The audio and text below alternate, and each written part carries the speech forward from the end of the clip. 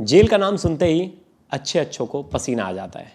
और जब बात हो तिहाड़ जेल की तो उसके साथ ग्लैमर, अंडरवर्ल्ड, डॉन और तिहाड़ की अपनी कहानी जुड़ी होती है। बहुत कम लोगों को मौका मिलता है तिहाड़ जेल जाने का। जैसे हम बोलते हैं ना, इंडिया गेट घूमने का बहुत कम लोगों को मौका मिलता है। बहुत लोग तो बोलते हैं मुझे मौका ही नहीं चाहिए। लेकिन चिराग जी, आप कल उसी जेल में जाके आए। क्राइम तो नहीं किया था आपने, बाकायदा आप इनवाइट ही थे, तो आप वहाँ गए थे जेल के बारे में देखने। आपकी आगे स्टोरी भी आने वाली है। तो एक्सपीरियंस कैसा रहा? जेल जो दिखाया जाता है, हमने वेब सीरीज़ देखी हाल फिलहाल में, और जिसमें एक जेलर की स्टोरी थी। तो सबसे पहला रिएक्शन क्या था जब आपको पता चला आपको तिहाड़ जेल जाना है? मैंने अपनी वाइफ को बताया कि मैं जेल जा रहा हूँ, तो उसने कहा क्या हो गया, छुट्टी उसका सवाल था। तो नॉर्मली लोगों का ये सवाल होता है कि तिहाड़ जेल जाना मतलब जेल की रोटी खाना, जेल का पानी पीना, अब तो जेल में जाना पड़ेगा, जेल की रोटी खानी पड़ेगी। ये तमाम ऐसी बातें हम अक्सर सुनते हैं, बचपन से सुनते हैं ये कहानियाँ। लेकिन जेल का नाम सुन के प्रवेश अच्छे अच्छों की ना हवा टाइट हो जाती है। कोई ये कहे ना, कोई जितना बड़ा पैसे वाला हो, कोई हो, सब जेल जाने से ही बचना चाहते हैं। हर कोई, हर कोई। सारे षड्यंत्र जो हो रहे हो जेल जाने से बचने के लिए। आखिर जेल में ऐसा है क्या? क्या कोड़े मारे जाते हैं जो हम देखते हैं, काला पानी है, क्या किया जाता है ऐसा जेल में? तिहाड़ जेल में बहुत बार गया हूँ, लेकिन कल जब मैं गया तो मैं बड़े टाइम के बाद गया, तो मेरे अंदर एक वो क्यूरियोसिटी थी, चलो देखते हैं भैया क्या है। तो चिराग जी, मतलब मैं ना शुरुआत से स्टार्ट करता हूँ, क्योंकि व्यूअर्स और मैं खुद भी जेल नहीं गया हूँ कभी, मतलब या जाने का सौभाग्य प्राप्त नहीं हुआ है। क्राइम करके तो नहीं जाएंगे, रिपोर्टिंग के लिए बाकायदा जाएंगे। मैं नोएडा की एक जेल गया था, तो मैंने वैसा, मतलब बहुत नॉर्मल सा जेल है, छोटा जेल है, तो उतना आप नहीं समझ सकते जिस तरह से तिहाड़ की सिक्योरिटी। सबसे पहला स्टेप क्या था? आप तिहाड़ जेल गए तो एंट्री कैसे हुई? देखिए, पहले तो एंट्री ही नहीं हो रही थी वहाँ। अच्छा। वहाँ हमने फ़ोन कराया डीजी साहब से, क्योंकि हमें बुलाया था एक ख़ास मकसद के लिए, हमें इंटरव्यू करना है, वो सीरीज़ भी हमारी आगे आने वाली है। तो पहले तो वो देख रहे थे ऐसे करके हमें, जो शुरू में फ़ोर्स होती है तमिलनाडु फ़ोर्स, एक तो उनको भाषा। तमिलनाडु फोर्स है? शुरू वहाँ तमिलनाडु फ़ोर्स रहती है। तो उन्होंने देखा, तो उन्होंने फिर एक और बंदा भागा भागा आया अंदर से, उसने कहा अच्छा, हाँ, मैसेज कन्वे किया। फिर उन्होंने कहा एंट्री करो, हम एंट्री कर रहे थे। तो मतलब वहाँ 6 ऐसे अधिकारी थे जो मैं यही देख अच्छा, रहे थे। वो दिखाता है लोहे का जो गेट खुलता हाँ, है, छोटा बिल्कुल, सा, उसमें से बहुत जाना बड़ा होता गेट है। था, 1 3 5 7 जो गेट नंबर है तिहाड़ का, वो खुला जैसे। तो एकदम हमारी एंट्री हुई, तो मैंने देखा सामने वही जो पिक्चर का एकदम सीन होता है ना, लंबी लंबी दीवारें, ऊंची ऊंची दीवारें, और वहाँ ऊपर स्नाइपर्स खड़े हैं, और पूरा मतलब जहाँ तक नज़र जा रही है ना, वो एक गली सी दिख रही है लंबी सी। और हम आगे बढ़ने लगे तो ये मतलब डायरेक्ट गेट के अंदर के बाद ये दिखना शुरू हो दिखना गया? शुरू हो गया। लेकिन अब कहें कि ये जेल है, ऐसा नहीं है, जेल नहीं है, ये तो अभी शुरुआत है। अच्छा। तो उसने कहा आप पीछे से चले जाइए। हम पीछे वाले रास्ते से गए, पूरा बिल्कुल ऐसे रास्ता था जैसे एक गुफा टाइप होता है ना। तो राइट में हमने देखा कि एक वो बना हुआ था जैसे लॉकअप टाइप होता है। हाँ। तो वहाँ ताले लगे हुए थे और आगे एक गार्ड खड़ा हुआ था। तो मैंने पूछा ये क्या है? तो उसने कहा जी बैरक, बैरक है, अंदर अंदर कह दिया, यानी दीवार जो थी उसके अंदर की साइड में एक्चुअल जेल है जिसको बैरक्स बोलते हैं। अच्छा। और वहाँ हमने देखा कि मुलाकाती आ रहे थे, वो अपने मिलकर आ रहे होंगे। तो आपकी चेकिंग वगैरह नहीं हुई शुरुआत? सुनिए ना, शुरुआत में चेकिंग, हाँ, मेन गेट पर चेकिंग हुई। उसके बाद जब हम जिनसे जेल नंबर 2 में गए, जेल नंबर 2 कॉन्विक्ट्स की जेल है जहाँ पर जिनको सज़ा हो जाती है, तो वहाँ हमारी चेकिंग हुई। पहले तो ऐसे एंट्री होती नहीं, क्योंकि हम वहाँ पर सुपरिटेंडेंट के साथ थे, तो उन्होंने पहले सुपरिटेंडेंट का चेहरा देखा। उसके बाद उन्होंने हमारा 3 बार चेहरा देखा, फिर हमारी सर्चिंग फ्रिस्किंग हुई। और फिर वो मतलब महिला भी हमारे साथ थी, मनीषा थी, तो उसकी भी फ्रिस्किंग सर्चिंग हुई। उसके बाद फिर हमें वो सुपरिटेंडेंट के रूम में ले गए, और उसके बाद उन्होंने कहा चलिए आइए आपको जेल दिखाते हैं, क्योंकि हमें एक पॉजिटिव एस्पेक्ट भी दिखाना है जेल का, क्योंकि जेल सुधार के लिए भी जाना जाता है। मैं देख रहा हूँ एक जगह पर एकदम विचित्र सी स्थिति बन रही है कि कई सारे कैदी आ रहे हैं, उनकी तलाशियां हुए जा रही। एक कैदी मैंने देखा, लंबे बाल, धोनी टाइप ऐसे उसके अच्छा, वो आपने ये नहीं बोला मेरे जैसा था? हाँ, बिल्कुल ऐसा एकदम तगड़ा सा। तो मैंने उससे ऐसे ही पूछा किस केस में? कह रहा मर्डर में हूँ। अच्छा। मतलब इतने, मैंने कहा यार ये तो मतलब उसे, मतलब वो उसको बताने कोई के लिए वो कोई झिझक नहीं रहा था? झिझक नहीं, कह रहा मर्डर में हूँ। खैर उसकी भी तलाशी हो रही थी। मैंने देखा एक रेडी साथ में खड़ी थी, उसमें फ्रूट्स और वेजिटेबल कम से कम 20 किलो होंगे वो। मैंने कहा ये, कह रहे कैदियों को आज खाना बनना है। अच्छा। 20,000 कैदी प्रवेश तिहाड़ जेल में इस समय लॉज्ड है, और ऑन एंड ऑफ 200 से 500 कैदी रोज आते हैं जाते हैं। और महिला जेल भी है वहाँ, फर्स्ट टाइमर जेल भी है वहाँ पर, कन्विक्ट्स की अलग जेल है वहाँ पर। टोटल कितने जेल हैं? वहाँ पर करीब 10 से ज़्यादा जेल है। अच्छा। जिनमें महिला जेल से लेकर अंडर ट्रायल से लेकर अलग अलग इकोनॉमिक ऑफेंसेस, वाइट कॉलर वाले अलग जेल में रहते हैं। तो हम जो 2 नंबर में गए थे वहाँ वो लोग हैं जिनको सज़ा हो चुकी है। अब आप सुनिए, अब हम जैसे ही हमने गेट खोला, हमारी एंट्री हुई अंदर जाकर, तो हम देखते हैं जी वहाँ जैसे हमें अक्सर दिखता है कि बैरक दिखेंगे, कोई बैरक नहीं दिखा। मैं देख रहा हूँ यहाँ पर योगा सेंटर, यहाँ पर सैलून, यहाँ पर संगीत की क्लासेस, यानी जैसे एक स्कूल का दृश्य होता है ना राइट साइड पर, बिल्कुल वो मुझे दिखता चला गया सारा। मैं थोड़ा आगे गया तो वो जेलर जो थे उन्होंने हमें बताया, आदित्य अस्थाना जी हैं, उन्होंने बताया कि आगे ना आपको हम दिखाते हैं जो हमारे कैदी भाई करते हैं। मैंने कहा पहले तो ये बताइए जितने कैदी भाई हैं ये सारे कौन हैं? कह रहे सब सजा याफ्ता है, यानी कि सबको सज़ा हो चुकी है। अब मैं देख रहा हूँ एक बुजुर्ग 60-65 साल का, और जैसे ही मैं प्रवेश उनके पास गया, मतलब हम 3-4 लोग थे, तो वो हमें ऐसे नमस्कार कर रहा। तो मैंने कहा ये किस केस में? हाँ। तो उसने कहा मुझे नहीं पता। उसने पूछा हाँ भाई किस केस में? उसने कहा सर मर्डर में। बड़े धीमी आवाज़ में बोला सर मर्डर में। और वो आप बिलीव नहीं करेंगे, बड़ा सोफेस्टिकेटेड लग रहा था। तो मैंने पूछा ये पढ़ा लिखा लग रहा था, अच्छा पढ़ा लिखा, हाँ अच्छे परिवार से लग रहा था। तो मैंने बोला ये गेट पर क्यों खड़े हैं? कह रहे यही तो संभालते हैं। मैंने कहा क्या?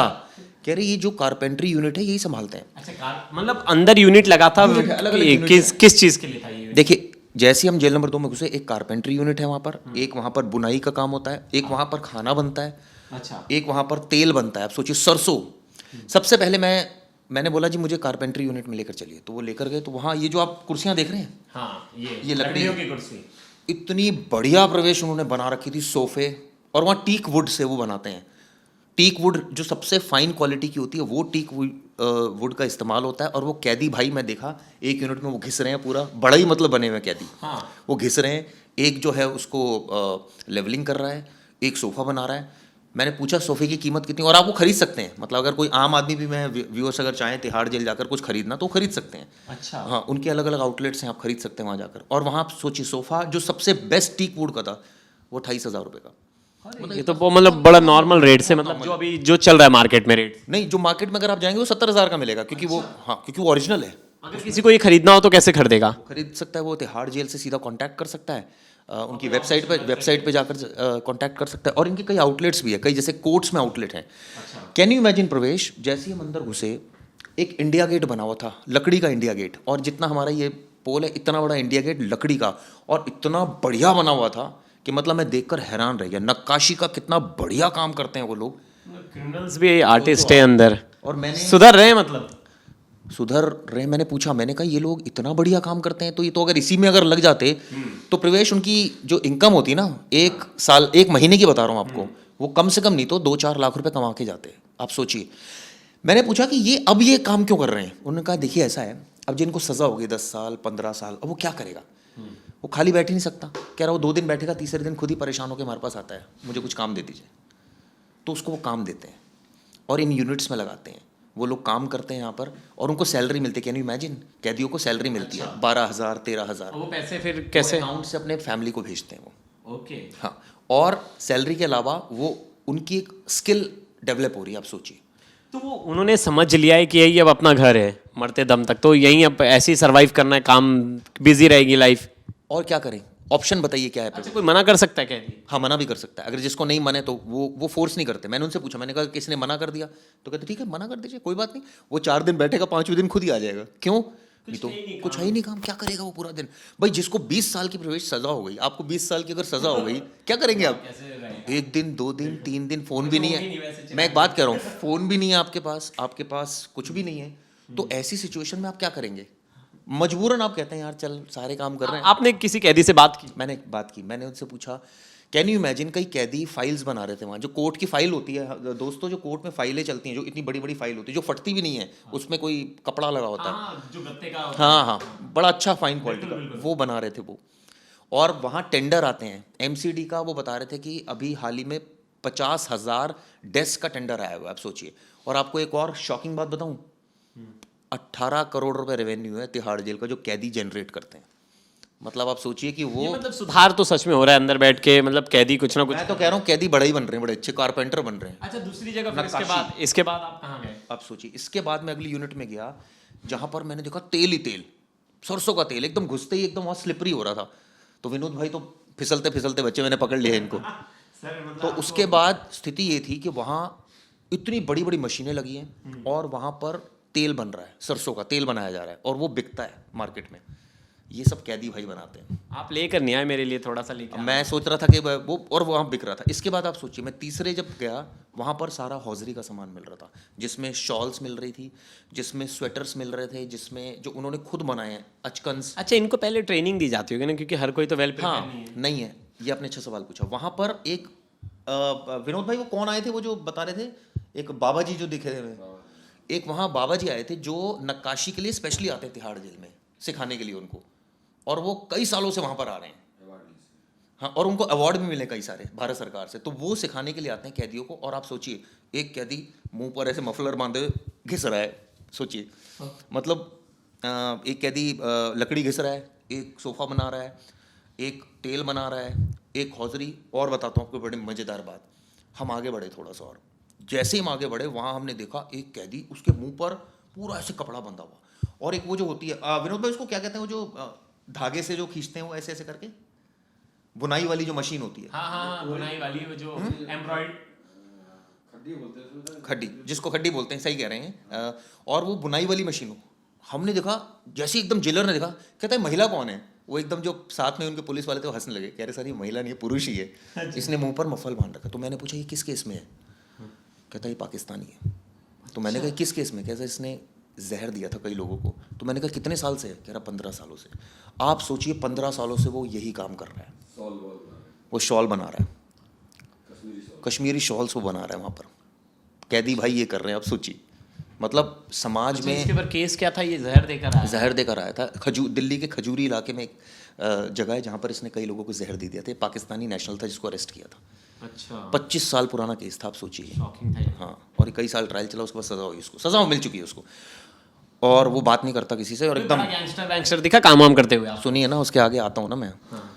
जब ये सारा खत्म हुआ तो अब हमें लगी भूख, क्योंकि अब इतनी देर से हम घूम रहे थे, तो अब होली का टाइम है, तो उन्होंने कहा जेलर साहब ने, चलिए आपको गुजिया खिलाता हूँ। मैंने कहा तो ये आप कहीं मंगवाएंगे कहीं से?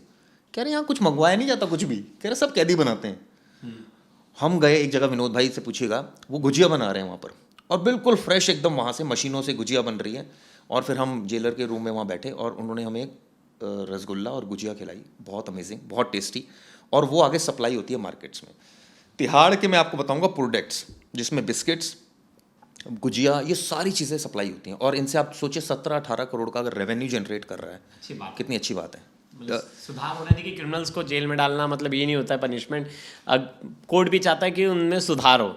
तो मतलब आपके हिसाब से जिनको सज़ा मिली, कुछ तो सुधर रहे थे वहाँ। कोई ऐसा, ये मैं तो स्टूडेंट्स जो बच्चे आजकल बड़ी कॉलेज में भाईगिरी करते, उनको आप किस्सा बताइए, कोई गैंगस्टर वहाँ काम कर रहा है, मर्डर करके गया और बढ़ई का काम कर रहा है, तो ये तो बच्चों को भी जानना चाहिए। मैं आपको बताता हूँ, जितने वहाँ मैं मिला सब मर्डर ही थे। हाँ। और कई लोगों की ड्यूटी गेट पर, कई लोग खाता मेंटेन कर रहे हैं वहाँ पर कि कितनी शुगर, देख लो आप अपने एरिया के भाई को और किसी गैंगस्टर के साथ जुड़ रहे हो, वो भी जेल में जाके ये काम कर रहे हैं, और वो बाहर होंगे बहुत बड़े भाई, बहुत बड़े डॉन, लेकिन जेल में हर किसी का जीवन कुछ ऐसा ही है, सामान्य है। चिराग जी, एक बड़ी इंपॉर्टेंट चीज़ थी कि हम मूवीज़ में देखते हैं जेल के बारे में जो दिखाया जाता है, एक बैरक में बहुत सारे लोग सोए हैं, उठते हैं एक साथ, एक टाइम फिक्स होता है, तो वो क्या मतलब बड़ा ही मूवीज़ में जो दिखाया जाता है, क्या सही है वो ऐसी चीज़ें? सही होता है, बैरक्स होते हैं।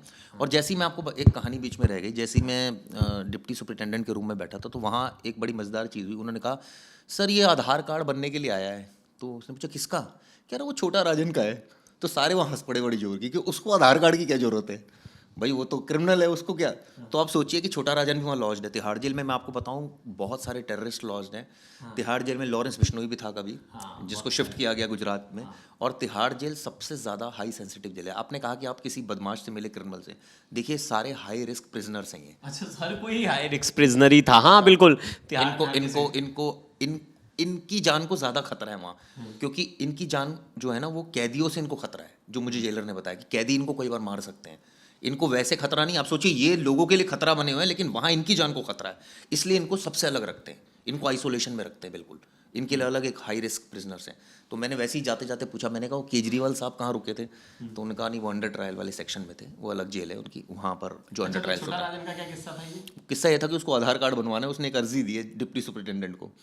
तो ये अगर खबर किसी मीडिया वाले को पता चल जाए, प्रिंट वाले को छापेगा कि भाई बस चकल्लस करके कि देखिए अब छोटा राजन आधार कार्ड, और पता नहीं क्या उसने कहा शायद कोई प्रॉपर्टी बेचनी है उसमें, कोई कोई प्रॉपर्टी बेचनी है उसके लिए उसको आधार कार्ड की ज़रूरत है, तो वो आधार कार्ड बनवाना चाहिए। हो सकता है पहले रहा हो उसका आधार कार्ड एक्सपायर हो गया हो, या उस समय नहीं था जब ये अंडर, क्रिमिनल ने क्यों बनाएगा आधार कार्ड, फिंगरप्रिंट्स वगैरह देने पड़ते हैं। वो भी इशू है।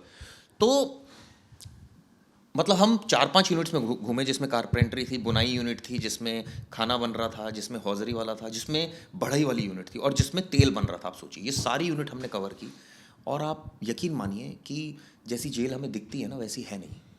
मतलब आप सोचिए ये सारे वो लोग हैं जिनको एक मुख्य धारा में लाने की कोशिश किस तरह से की जाती है, इस तरह से कि इनसे काम लो। मैंने उनसे पूछा, मैंने कहा अच्छा कई ऐसे क्रिमिनल भी होंगे जो कुछ करना ही नहीं चाहते, जो डिप्रेस हो जाए। कह रहे हो जाते हैं, उनके लिए काउंसलिंग होती है, उनके लिए काउंसलर्स बैठे हैं वहाँ, उनके लिए साइकोलॉजिस्ट बैठे हैं, साइकेट्रिस्ट बैठे हैं। अगर उनको दवाई भी देनी पड़े तो देते हैं वो, कि इसको नॉर्मल करो भाई, इसको मोटिवेट करो। योगा क्लासेस होती है वहाँ, डेली जाते हैं योगा क्लासेस में कई कैदी योगा सिखाते हैं वहाँ। कई बड़े अच्छे सिंगर्स हैं, उन्होंने बोला आप कभी सुबह आइएगा, कई अच्छे अच्छे गाने गाते हैं, आपको सुनवाऊंगा। फिल्म स्टार फेल है जैसे गाने गाते हैं, इतने बढ़िया गाने गाते हैं। क्रिमिनल्स तो देखिए अच्छा बहुत, और क्रिमिनल्स तो हर तरह के लोग हैं, एक्टर्स, कोई एक्टर क्राइम करके जा रहा है। हाँ, मैंने उनसे पूछा कि मैंने कहा 4-4:30 बजे के बाद जब ये लोग बाहर निकल जाते हैं तो क्या होता है? तो उन्होंने कहा कि भाई ये बाहर निकलते हैं तो इनकी चेकिंग होती है सबकी। अच्छा। हाँ, चेकिंग की जाती है कि भाई ऐसा तो नहीं कोई औजार अपने साथ लेके जा रहा हो। हमने देखा कि टिल्लू ताजपुरिया का मर्डर किस तरह से हुआ था, वो रॉड निकाल के उन्होंने चाकू बना लिया था। तो ये सारी चीज़ें भी चेकिंग फ्रिस्किंग चलती है। लेकिन जेलर ने खुद कहा, जो आदित्य अस्थाना है, उन्होंने कहा कि बहुत मुश्किल होता है कभी भी फ़ोन आ जाए रात में, क्योंकि इतनी हाई, क्योंकि ये है तो बदमाश ही सारे, है तो शातिर दिमाग ही, और शातिर दिमाग बहुत सारी चीज़ें करता है। ये वही तिहाड़ जेल है जहाँ से चाल शोभराज भागा था, ये वही तिहाड़ जेल है जहाँ से सुरंग बना के कई अपराधी भागे थे, ये वही तिहाड़ जेल है जहाँ मर्डर भी हुआ था। तो किस्से इतने हैं और इतनी बदनाम रहती है, और इतनी, एक शख्स ने तो ये कहा, एक अधिकारी ने, कह रहा नो न्यूज़ मतलब गुड न्यूज़। मतलब तिहाड़ के बारे में कोई खबर ना आए तो मतलब शांति है भाई, बहुत अच्छा। बहुत शांति है। तो ये परसेप्शन है तिहाड़ का, और आने वाले वक्त में हम और भी कहानियां बताएंगे तिहाड़ से संबंधित जब हम आगे बढ़ेंगे। ये हमने दरअसल एक इंट्रो मैंने बताने की कोशिश की कि तिहाड़ जेल में किस तरह से क्या जिंदगी है। हम इसी को कुछ दिन बाद आप हमारे चैनल्स पे देखेंगे, यही स्टोरीज कि तिहाड़ के अंदर है क्या, इनसाइड स्टोरी, कैसे क्रिमिनल्स बदल रहे हैं, क्रिमिनल्स की ज़िंदगी कैसे बदली जा रही है और क्या बदलाव ला रहा है। क्योंकि जेल सिर्फ सज़ा देने के लिए नहीं है, जेल बनी इसलिए है कि वहाँ लोगों को सुधारा जाए। कोर्ट भी जब सज़ा देता है तो उसका पहला मकसद होता है कि लोग वहाँ जाके सुधरे, क्योंकि वो तो क्रिमिनल बन गए बाय चॉइस, लेकिन अब हमारा काम है कि उसे, जेलर ने बताया, उसने कहा जो कॉन्विक्ट्स है ना उनको 5 हफ्ते हर साल वो मिलती है फरलो। हाँ, कोई भी क्रिमिनल उसको 5 हफ्ते के लिए बाहर छोड़ा जाता है। वो इसलिए छोड़ा जाता है कि अगर उसका कॉन्डक्ट अच्छा है, तो इसलिए जो कॉन्विक्ट्स होते हैं, जो सज़ा याफ्ता होते हैं, वो डरते हैं गलती करने में। उनको लगता है कि अगर एक भी गलती कर दी तो बैड रिपोर्ट चली जाएगी और हमारा बाहर जाना मुश्किल हो जाएगा। तो वो इतने डरते हैं, इसलिए सारे डिसिप्लिन से चलते हैं वहाँ पर, खासकर कॉन्विक्ट्स की बात करें। बहुत लोग तो भाग भी जाते हैं फरलो से, तो फिर वो उनके लिए दिक्कत होती है, क्योंकि अगर वो बाद में पकड़े गए तो फिर उनका सारा जिंदगी भर की फरलो खत्म है उनकी। मतलब अभी तो आपको मौका मिल रहा है साल में 5 बार जाने का, 5 हफ्ते जाने का। सोचिए 5 हफ्ते की फरलो है दिल्ली में। अच्छा, जिनको, जो कॉन्विक्ट्स हैं, अगर आपने एक भी गलती करी तो आपके वो सारी सस्पेंड हो जाएंगी, आपके आने वाले वक्त में भी आपको नहीं मिलेगी। तो कोई कैदी ऐसा रिस्क नहीं लेता। जो जेलर ने मुझे बताया कि बहुत कम कैदी होते हैं जो दिमाग से थोड़े से टाइट होते हैं, वो ले लेते हैं, अदरवाइज नहीं लेते लोग। तो मतलब बड़ा इंटरेस्टिंग है, और यही सब चीज़ें हम कैमरे पर देखेंगे, और हम वेट करेंगे कि कब तिहाड़ से हम ऐसी स्टोरीज़ लाते हैं, पॉजिटिव स्टोरीज़ जो कैदियों की कहानी कह रही हैं। एक तरफ लोहे की जंजीर और सलाखों के पीछे का चेहरा, और दूसरी तरफ ये जो हम कुर्सी पर बैठे हैं, ऐसे चेयर्स बना रहे, वही कैदी जिनको मर्डर केस में उम्र कैद की सज़ा मिली है। तो हम वेट करेंगे और हम और इस पर डिस्कस करेंगे और स्टोरीज़ को आप तक लाएंगे, क्राइम तक पर बने रहिएगा। धन्यवाद।